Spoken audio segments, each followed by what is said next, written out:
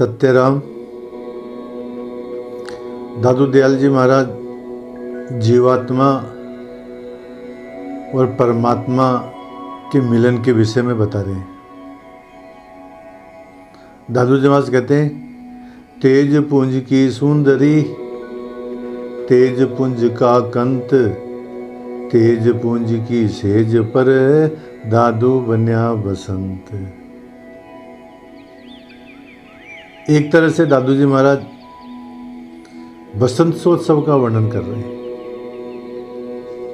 तेज पुंज की सुंदरी, ये जो जीवात्मा है ये चेतन होने के कारण से ये भी तेजोमय है। यहां जीवात्मा को ही सुंदरी के रूप में कहा गया है। तो तेज पुंज की सुंदरी और तेज पुंज का कंत, और वो परमात्मा है वो तो तेजोमय है ही, तो वो स्वामी है वो भी तेजोमय है, और इधर जीवात्मा सुंदरी है वो भी तेजोमय है। तेज पुंज की सुंदरी, तेज पुंज का कंत, तेज पुंज की सेज पर, और अष्टदल कमल हृदय स्थान वो भी तेजोमय है।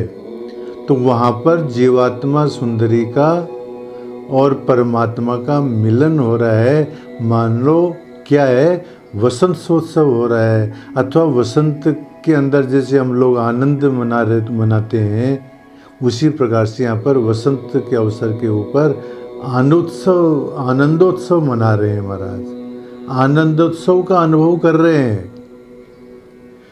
तेज पुंज की जो सुंदरी है और तेज पुंज का कंत का जो मिलन है, मान लो वो क्या है, वसंतोत्सव ही है। ये बता रहे हैं दादू जी महाराज। अब यहां प्रश्न उठता है कि महाराज वसंत के अंदर तो फूलों की बरसात होती है। हम जब वसंतोत्सव मनाते हैं ना, तो फूल बिखेरते हैं, फूल डालते हैं, गुलाल डालते हैं।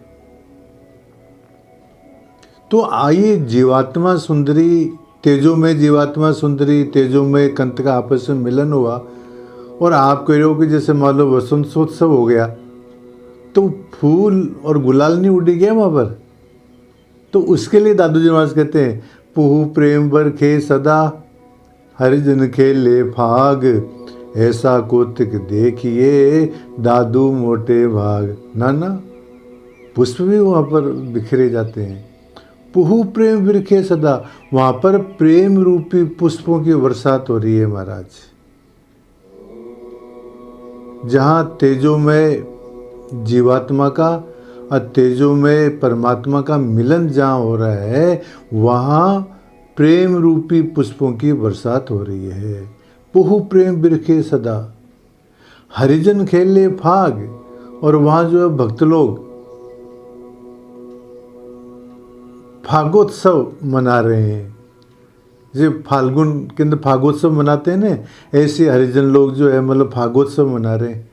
अब महाराज फागोत्सव के अंदर तो गुलाल वगैरह डालते हैं, तो यहाँ कौन सी गुलाल है, यहाँ ज्ञान रूपी गुलाल उड़ाते हैं महाराज।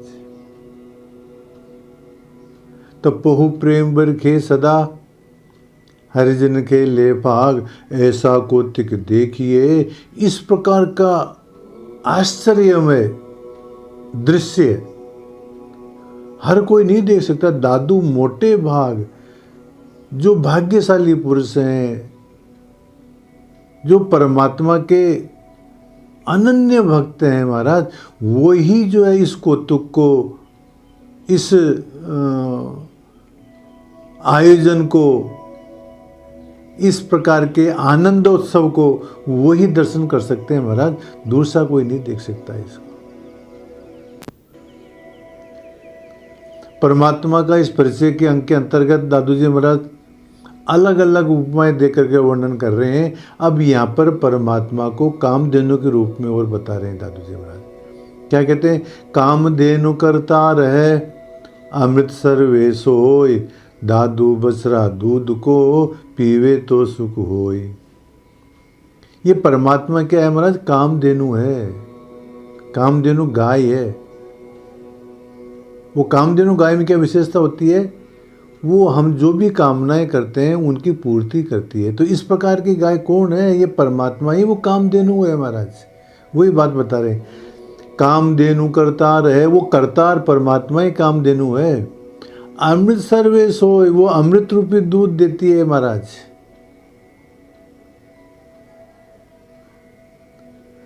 दादू बछड़ा दूध को, बछड़ा मतलब भक्त लोग, पीवे तो सुख होए, उस आनंद रूपी दूध का पान करें तो हमारा सुख होए।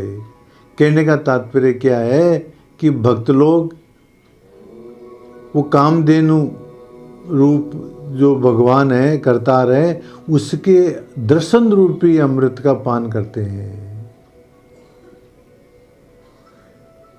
उनके गुणानुवाद रूपी अमृत का पान करते हैं, उनका नाम स्मरण रूपी अमृत का पान करते हैं।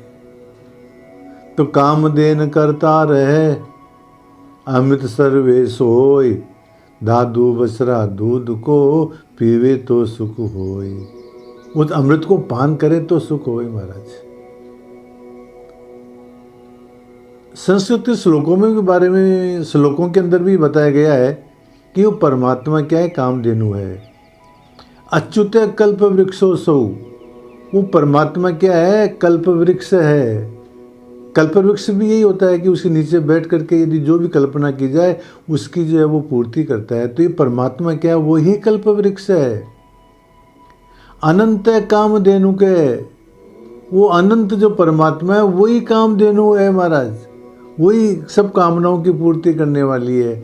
चिंतामणि से गोविंदो, और वो गोविंद ही चिंतामणि है जो चिंतन करने से सारी वस्तुएं प्रदान करती है। हरे नाम विचिंती है, इसलिए हमारे को हरि नाम का चिंतन करते रहना चाहिए। परमात्मा ही कामधेनु है, परमात्मा ही कल्प वृक्ष है, परमात्मा ही चिंतामणि है। पहले भी आया था ना, हरि चिंतामणि चिंतता, वो हरि खुद ही चिंतामणि है, उसका चिंतन करते रहना चाहिए महाराज।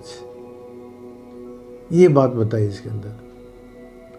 और बता रहे हैं दादू जी महाराज, ऐसी एक गाय है दूजे 12 मास, सो सदा हमारे संग है, दादू आत्म पास। वाह वाह, ऐसी एक गाय है, कामधेनु गाय है एक किस्म, जो दूजे 12 मास, वो 12 मास से दूध देती है। इसको ऐसा समझो, ऐसी एक गाय है। कौन सी गाय है? वो ब्रह्म ही मान लो क्या है? गाय है। परमात्मा ही क्या है? गाय है। जैसे अभी बताया था ना कामधेनु करतार है, तो वो परमात्मा ही गाय है। ऐसी एक गाय है दूजे 12 मास, वो 12 मास दूध देती है। इसका मतलब ये है कि उसका दर्शन हमारे को हमेशा ही होता रहता है। वो दर्शन रूप दूध देती है, तो उसका दर्शन हमारे को हमेशा ही होता रहता है। ऐसी एक गाय है दूजे 12 मास, सो सदा हमारे संग है। अब वो है कहाँ गाय? वो कहते सो सदा हमारे संग है, वो तो हमारे साथ में ही रहती है हमेशा। वो परमात्मा तो हमेशा हमारे साथ ही रहते हैं। दादू आत्म पास, हमारे आत्मा के पास में ही परमात्मा है, हमारे अंदर ही है, वो सब जगह व्यापक है महाराज। वो कामधेनु रूप जो ब्रह्म है, वो जो गाय है, वो दूर नहीं है, वो हमारे पास में ही है। चलो अस्तु, इस प्रकार से दादू जी महाराज पहले की 2 साखियों के अंदर वसंतोत्सव का वर्णन करते हैं, और अंतिम की जो 2 साखियाँ हैं उनके अंदर परमात्मा को कामधेनु की उपमा दे करके और उसके अमृत पीने के लिए, उसका दर्शन करने के लिए प्रेरणा करते हैं। प्रेरणा क्या करते हैं? मतलब जिनके मोटे भाग हैं, जो हरि के भगत हैं, जो अनन्य भक्त हैं, उनको जो है उनके दर्शन होते हैं। ये बात दादू जी महाराज इन साखियों में बता रहे हैं। सत्य राम।